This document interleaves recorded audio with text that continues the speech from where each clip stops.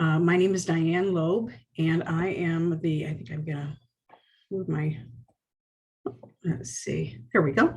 And I'm the chair of the department, as well as a researcher and a teacher, and also a speech language pathologist. So I have all of those different hats that I get to wear, and I really love being at Baylor. I love our students. We have an amazing group of students, and I hope that I can share more about our enthusiasm and love for them with you today. So if you're interested in communication sciences and disorders, that might be one thing you're interested in and why you're at this premier meeting today. Or you might be more interested in deaf education, or you might be more interested in audiology or hearing. So I'm going to walk through each of those areas, but I want to start with just some common information. And you may have shadowed some of those individuals, some of those professionals, so you may have a very good sense of what a communication disorder is. But I just wanted to alert you to that there are 40 million Americans that have communication disorders. And on this slide, here are some of the famous people, or celebrities, you might say, who in the past or in the present have had some type of a communication disorder. And I wonder how many of these you recognize. You probably all recognize Peyton Manning, maybe James Earl Jones, maybe Tiger Woods. I know you probably notice all of those wonderful current celebrities. The others are a little bit more from the past. Agatha Christie, I think that's Grant. I should have checked before I did it, shouldn't I? I haven't looked at these in a while. But that isn't the important thing. The chances is that you know someone who has a communication disorder. Maybe you have a family member who has a hearing loss. Maybe you have a family member who's had a stroke or has some sort of a neurodegenerative disease and is unable to communicate. And we all know that communication is one of our most basic rights and basic needs as human beings, to be able to communicate with one another. So as I go forward and talk about this field, it really seems to me, and I think to our program, people who are in our program, that it is more of really a calling, a ministry to many of us. It's very challenging to work with people who are in stages of lots of different needs of their communication sciences and disorders. And on the other side of that it is an immensely rewarding profession, where you are able to change lives of young children, older individuals, and in between. And you're truly making a difference in the world. So we feel so blessed to be able to be part of the light that's in the world that Christ asks us to be. In the Department of Science, Communication Sciences and Disorders, we have an undergraduate program as well as a graduate program. Our undergraduate program is composed of, we offer two majors. One is a speech language pathology major, and one is a deaf education major. And then we also offer an American Sign Language, or ASL minor. At our graduate level, we offer a master's graduate program. We have a master's online graduate program. We have a research doctoral program. And both of our master's programs are accredited by the Council on Academic Accreditation. So that's an important thing that you'd be looking for when you go forth on your degree for even further. And there's some pictures on this slide just showing audiologists or speech language pathologists and deaf educators doing some of the things that they'd be doing. Let's start, though, getting a little bit more specific about what is a speech language pathologist. So a speech language pathologist is involved with the prevention, diagnosis, and treatment of communication disorders and swallowing for children and for adults. There are 51 SLPs for every 100,000 residents. So you can see that there's a great need. And really, since I became a speech language pathologist in 1984, I was certified. And at that time, there were great needs, and now there are even greater needs. So it's not difficult to find a position or a job. We have about close to a 97 to 100% employment placement after a master's degree graduation here at Baylor, and I think it's similar across the nation. The mean salary of a speech language pathologist who has a master's degree is around $80,000. And of course, that varies depending on what part of the country you're living in. If as a speech language pathologist, you'd be working in areas of language and literacy, speech, voice, fluency, hearing, and feeding and swallowing. Those are some of the general areas that we work as generalists once we've earned our master's degree. Now, I know that you're all just thinking about your undergraduate degree, but this is what would come after that. So I'm just giving you a little preparation into that. And some of the places you might work with your master's degree would be hospitals, rehabilitation facilities, schools, private clinics, universities, and private therapy clinics. Switching to audiology, an audiologist is somebody who assesses hearing and also assesses the needs in terms and fits for hearing aids, determine the type of hearing aid, and then provides the information to help it be specifically developed and designed for you so that you're able to hear with your particular hearing loss.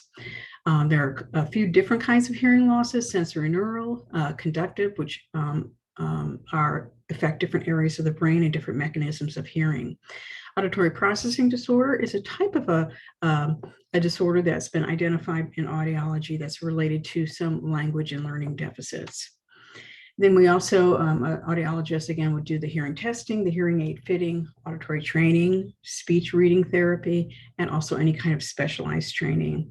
Some audiologists also assist with any type of surgery with doctors that's associated with hearing. So if you were to earn your, this slide tells you a little bit about earning your degree and what you'd be able to do. So with a bachelor's of science in communication science and disorders or speech language pathology, you would be able to, after those 4 years, be able to be a speech language pathologist assistant. Some students decide to stop there, and then others go on and do their master's. I think that largely whether a student goes on or not depends on their own finances and also depends on their desire to continue on. At the master's level, it's typically 4 to 6 semesters of graduate work. And at the end of that, you would be qualified to be a speech language pathologist.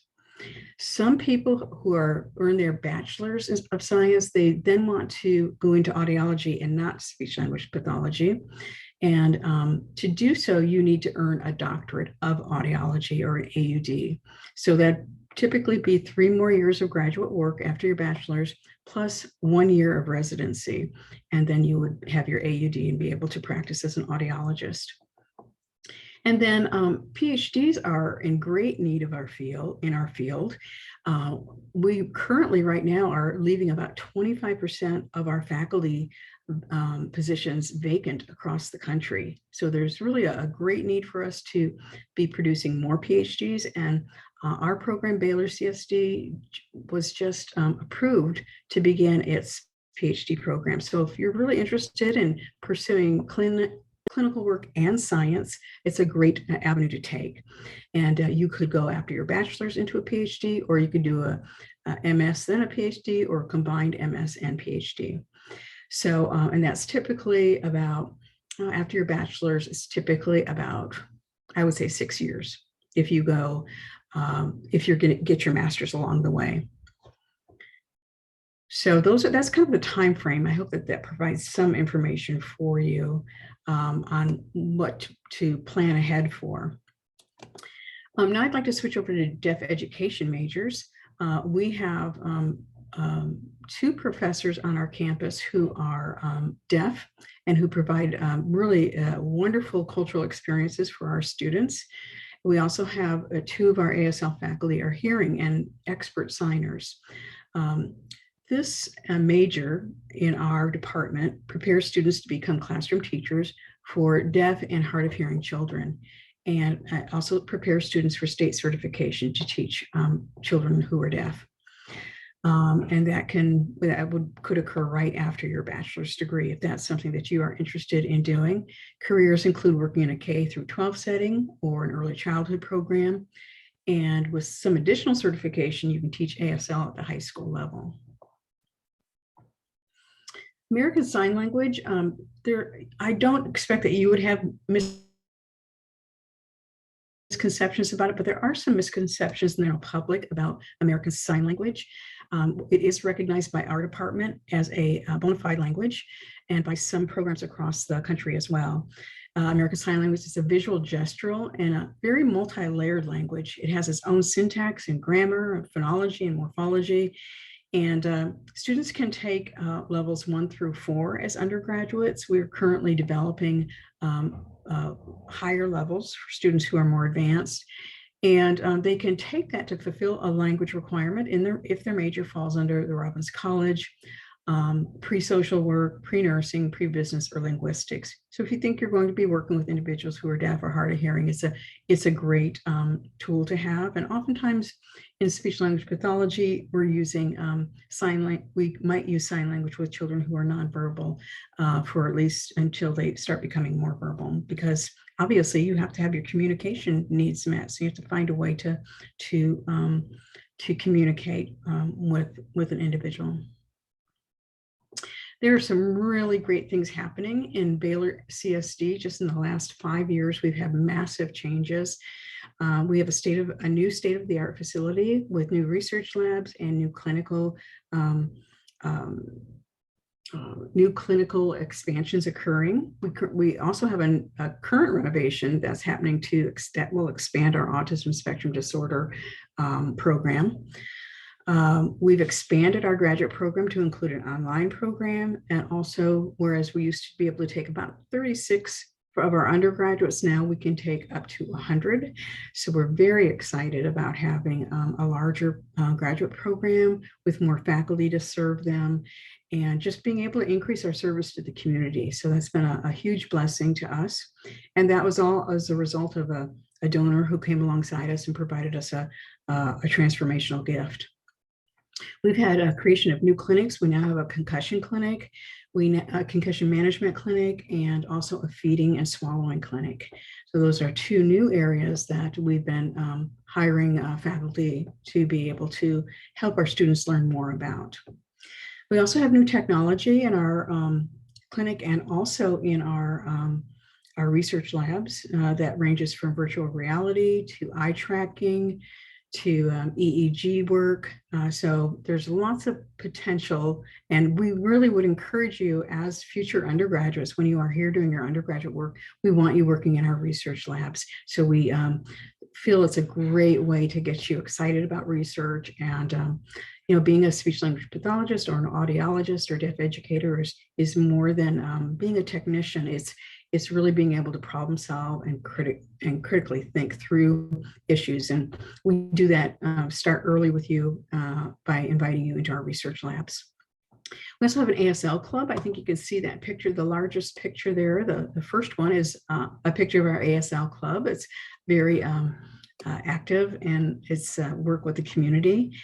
With the deaf community. And then we again have new research labs. Online ASL courses were just recently developed right before COVID, so that was pretty timely. And then we also have mission trips and study abroad. 2 of you'll see in that bottom picture there are some of our students in Kenya, and we try to go there during the Maymester every year. We haven't been able to the last 2 years, so we're just really hoping and praying that we'll be able to go this year. And we also have some work we're developing for Rwanda and working with other professionals there. So we're very, very excited about some of that work as well, and adding new programs each year to where we might go and where you might be able to have your own learning enriched culturally. We are as you all know, Baylor is a Christian university, and our faculty are Christian. We know that you're all on different points of your walk of your journey. And we do always lead with prayer here. We spend a lot of time praying before meetings and at the end of meetings, and praying with our students if they want us to. And we just feel it's very important that we share our faith journey with our students. And this time in your life, as you have as you're getting close to the end of your senior year, you're thinking about where you're going to be going for college. I just want to leave this scripture with you as a reminder that the Lord is always with you. This is from Isaiah 41:10. Fear not, for I am with you. Be not dismayed, for I am your God. I will strengthen you, help you, and uphold you with my righteous right hand.